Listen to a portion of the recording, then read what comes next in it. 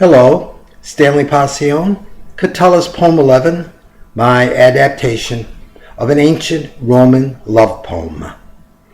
Billy, Stephen, hey guys, do Stanley the favor and tell her, please convey the message. Tell her he is afoot upon Indian Ocean shores, and this time he has a consort, a glory maiden, a girl who owns a midriff which possesses such a tight, exacting tiny measure that it focuses her form into a symmetry well-nigh perfect. Why, it brings joy to any man when he spies it. And she, stepping out before the white-top crisps, the ever-breaking presentation of wave after wave, her joyously springing through the spray, her tiptoeing along the sweep of ceaseless waters. Yes, my gentlemen friends, I tell you true, she complements the paradise of the beach. Her gait carries hint of the everlasting. It lulls the mind's eye into rapture, and all who see her, this woman who now walks upon the beach with me, are transported. Her breaking, her turning, her dancing, the rhythm of her movement carries the beach away. Hey guys, try to make it work. Play her. See if you can get her jealous. Or if you feel that this story too convenient, a tale she might not believe, why then tell her Stanley goes alone into the Ganges plain and seeks to follow the timeline of empire and civilization, or, maybe better yet, that he has turned to signposts pointing north to the glacier's cave, the river's mouth, where sky animates the waters in spectrum of colors, which, when running against the half-submerged rocks and boulders, uplifts with such awesome, scintillating, incandescent spray that pilgrims must rub their eyes and wonder. They must assure themselves that they are awake and have not fallen into magic of a dreamland slumber. Billy, Stephen, my friends, let her know. Let that woman know how close to heaven is the mouth of the river, how great God's gift, whose flow begins at icebound cavern source in the Himalayas. Tell her that Stanley is gone. Tell her what you will, that he has discovered new love and spends his time with wondrous companion on East Indian Ocean shore, or that he retires to a mountain cave and lives alone. But should it be, and Stanley must run even farther, as if he must find more distant refuge in order to escape her haunt, her awful memory. Here's a good one. See if this one strikes a spark in the devil lady's eyes. Run the tale that Stanley sets blanket on sand in Old Siam, where lovely Buddha women administer his every physical need and teach religious tenets that might bring soul to calm and show person path to new knowledge. Tell her he travels to the Far East.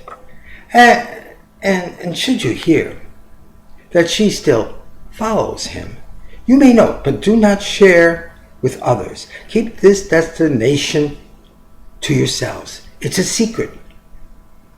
Stanley escapes to Australia, first to city Perth, to acclimate himself to life, where under the influence of the Southern Cross, astrology may chart his sign a better course of life. And should he not find peace on that island continent's western shore, no, he treks the long highway east, traveling from milepost to milepost, out from Bunbury toward the outback, past roads with names like Starvation and Reptile, crossing the Nullarbor, and then down south to Port Adelaide and across the 800 miles to the docks and wharves of Melbourne. And once there, in Victoria, he turns to the north and east, beyond Eden and Milton on Highway 1 to find Gulbura, where he meets his Australia. A bathing beauty, a blonde and tall, true love, a maid known for her moral character. It happens while he walks out upon the sand, against the bright, bright sky as South Pacific burgeons, and it makes its great roll onto the white of Surf Beach. Billy, Stephen, tell her he has found a way to cope with her turning everything in his world upside down. Oh, his friends, his buddies, Billy, Stephen, though you are ready and might wish to hurry to travel and visit to join him in this remote geography, we all live according to destiny's will. You may believe him when he declares that happiness comes to all good men as do the rays, the bright that comes to souls with summer's sun. Announce, would you please? Would you let her know? Yet before he had departed that he had left these words. No need to temper his comment, my good comrades.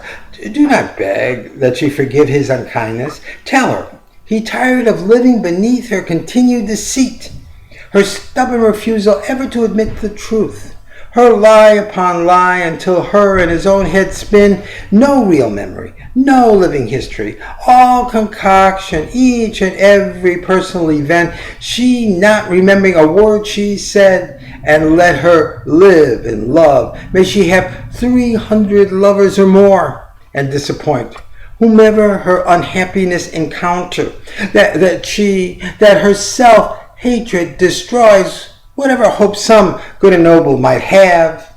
Cursed are those who fail to discern her treachery. Here Stanley cleaves unto the words of Catullus. When once upon a time, and so long ago, the ancient poet had come to realize the term whore was a word he meant to stand for her insatiable lying. As for Stanley and his love, all that love of his which had been hers for the embracing, his deep regard is gone. And in this, our pagan world, no forgiveness, no promise of the resurrection, no flower, no plant, once the farmer's passing plow deracinates and mangles it. No flower may hope to live and flourish. It has no future and never blooms again.